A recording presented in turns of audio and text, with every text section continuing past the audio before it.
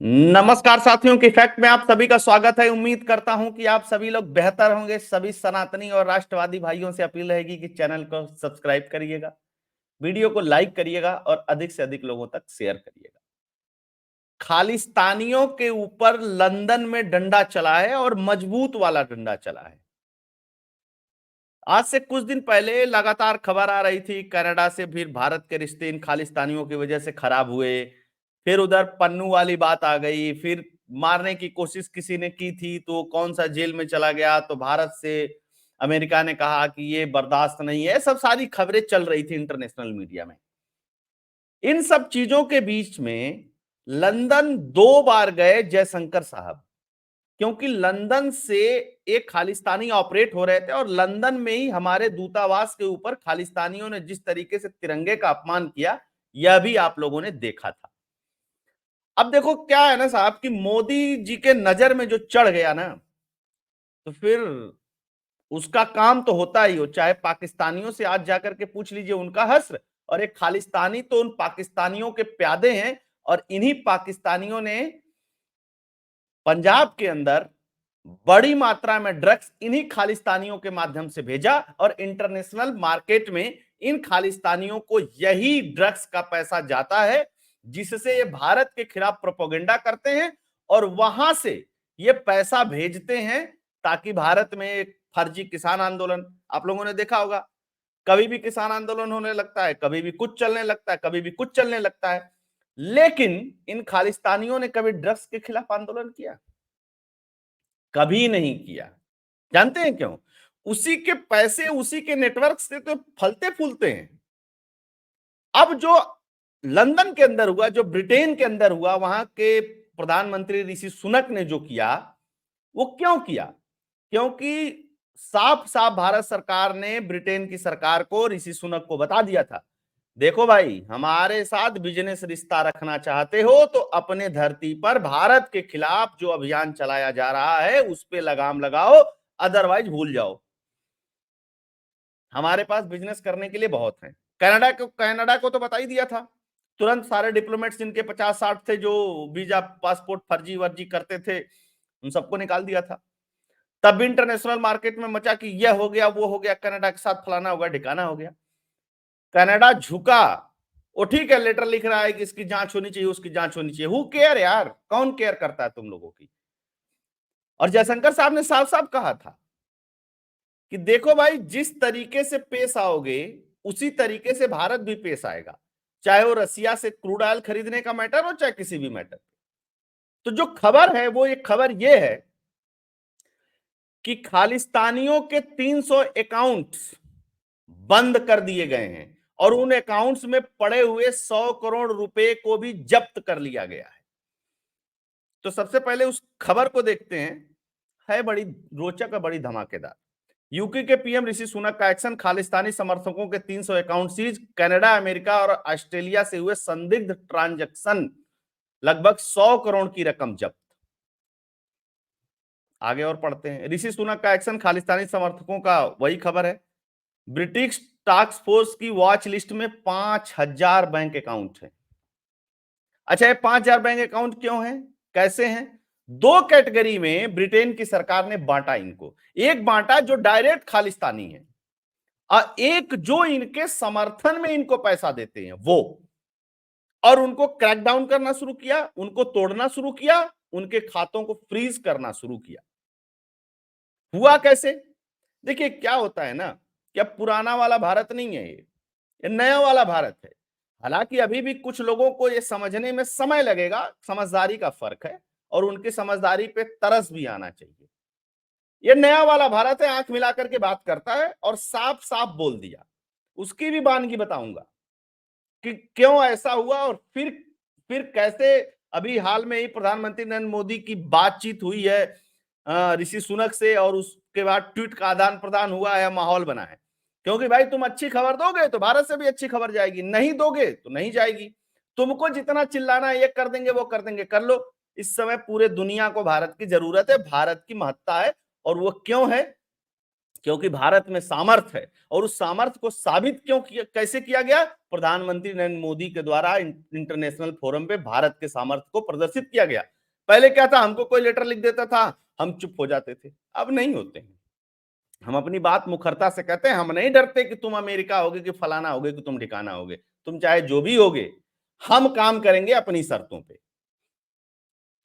फिर क्या हुआ भैया, ये देखिए, ब्रिटिश टास्क फोर्स की वॉच लिस्ट में 5,000 से ज्यादा बैंक अकाउंट।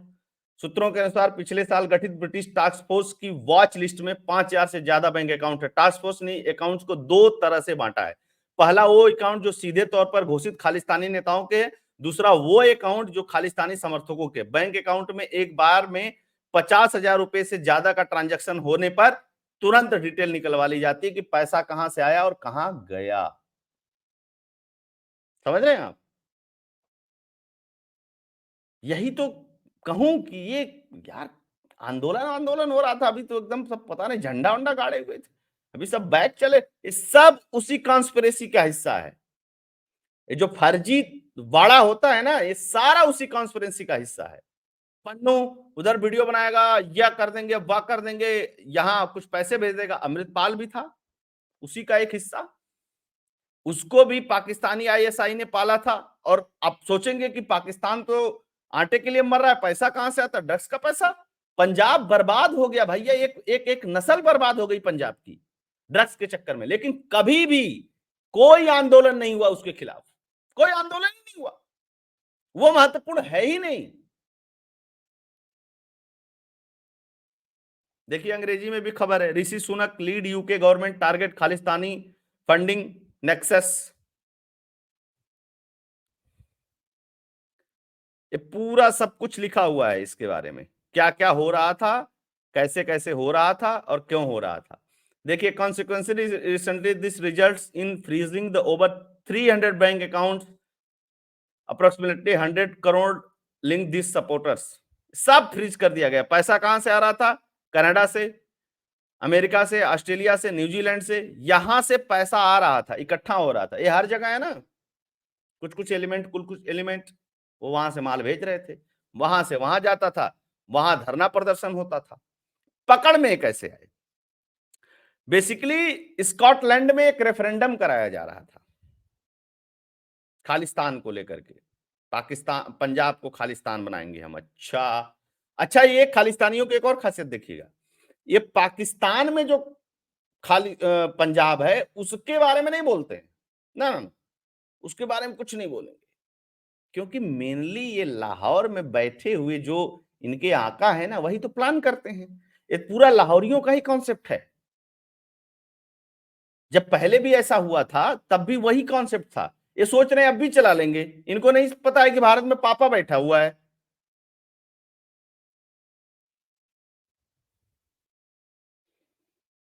अच्छा, मजे की बात इसमें क्या हुई, पन्नू का एक संगठन है ना, एसजेएफ,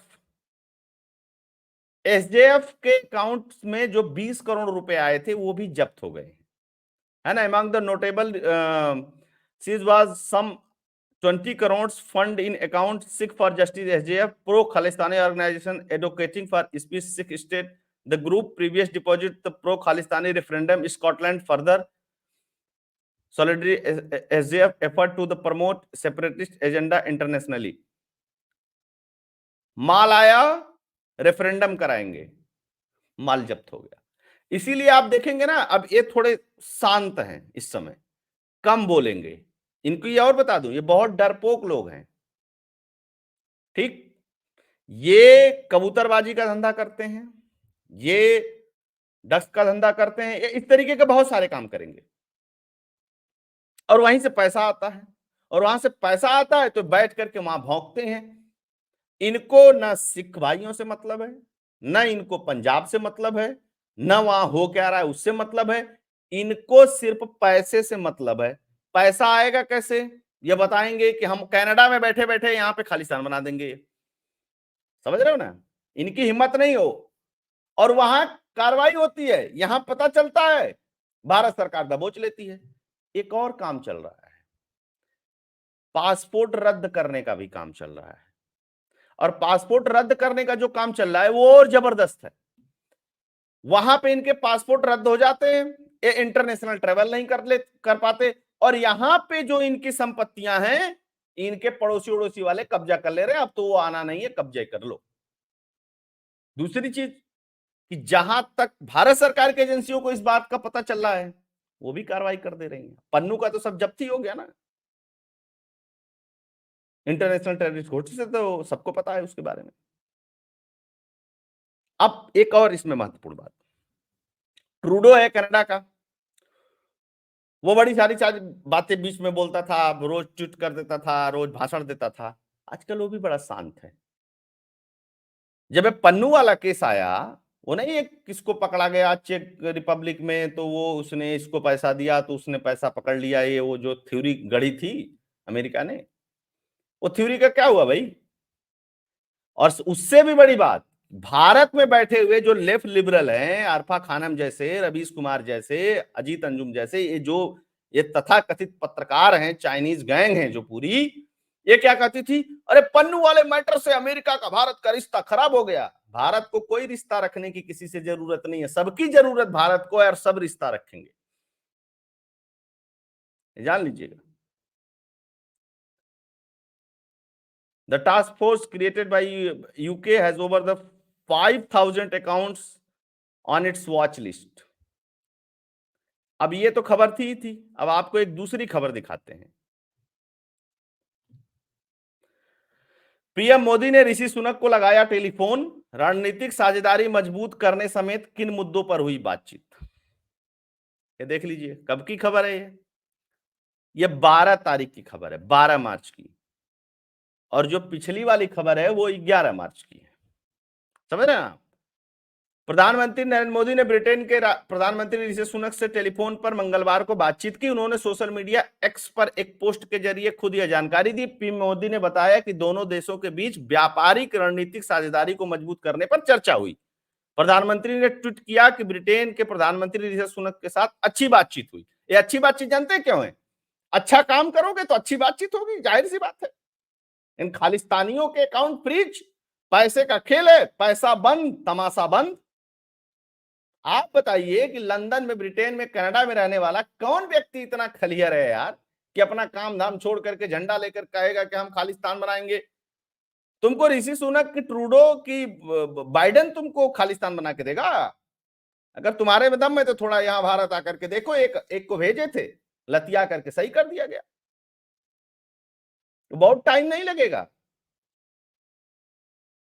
इसीलिए खालिस्तानियों को खटकता है इस देश का प्रधानमंत्री। खटकने से लेकिन क्या होगा? कुछ नहीं होगा उससे, है ना। मुक्त व्यापार समझौते पर शीघ्र समापन के साथ प्रतिबद्धता दोहराई, सारी बातें पीएम मोदी ने। मैं बताता हूं आपको क्योंकि सारी बातें लिखी नहीं जाएगी ना, अब इसकी क्रोनोलॉजी को समझिएगा। ऋषि सुनक ने बढ़िया काम किया, मोदी जी ने फोन लगाया, कहा हाँ, हम ठीक चल रहे हो, अब देखो अभी तो चुनाव है, चुनाव के बाद हमारी सरकार बनेगी तीसरे टर्म में, उसके बाद बातचीत करेंगे। अच्छा काम करो, बातचीत करो, और नहीं तो दोनों चीजें नहीं चलेंगी। जैसे पाकिस्तान के साथ था ना, व्यापार और वो दोनों चीजें नहीं चलेंगी जो तुम लोग भेजते हो वहां से। कम टर्म का यूज करता हूं क्योंकि ये यूट्यूब वाले उस पर बैरियर लगा देते हैं। तो ये कहानी चल रही है इंटरनेशनली, इनकी तो जहां जहां तोड़ाई हो, जहां जहां डंडे बरसे, जिस जिस तरीके से बरसे, उतना कम है। और मजे की बात क्या है, उधर अकाउंट फ्रीज होते हैं, इधर भी एकदम सब सन्नाटा है, सुप सपाट, कोई कुछ नहीं बोल रहा। इसको कहते हैं इंटरनेशनल डिप्लोमेसी, और इसी तरीके से चलती है, और इसी तरीके से चलनी चाहिए। तो बहुत सारे लोग इस समय जुड़े, सभी लोगों का बहुत बहुत धन्यवाद। वीडियो को लाइक करिएगा। एक खबर अगर आपके काम की होगी, आपको अच्छी लगी होगी, तो चैनल के लिए कंट्रीब्यूट भी करिएगा। फोन पे, पेटीएम का नंबर स्क्रीन पे दिया हुआ है। जय हिंद, जय भारत, जय श्री राम।